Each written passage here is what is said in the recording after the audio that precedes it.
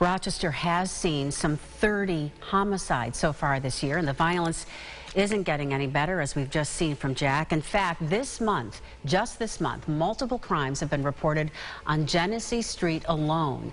That's in the 19th Ward neighborhood, and Allie Peters talked to neighbors there who say they are so concerned for their own families. Christy Ruff grew up in the 19th Ward neighborhood, but it wasn't until recently she started being scared for her own family. I have young men of my own, and they are like, 20 and 22, and when they go out, I fear for them. Even though they're not of the violence, they don't do, the stuff out there. I fear for them. Ruff lives just blocks away from the stabbing that left a man dead this morning, and she says the increase in violence in the neighborhood is alarming.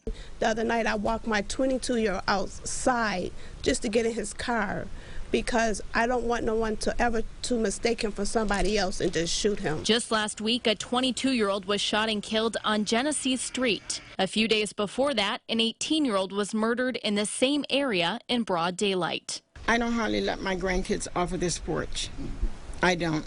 If they go right there in front of the house, I watch them. I have them come back up. Dorothy Henry has lived in the area for nearly 30 years, and she says the crime has gotten a lot worse, especially among kids. Now the things are so bad, and the children are just raising themselves because we have so many young parents and parents that are not in homes, and the streets are raising the kids. Donald Gamble also lives in the area and says with all the recent violence, he's considered moving. Before it was nice. You could walk down the street, not worry, go where you want around here. Now everybody keeps their kids very close to them, and it's not the same.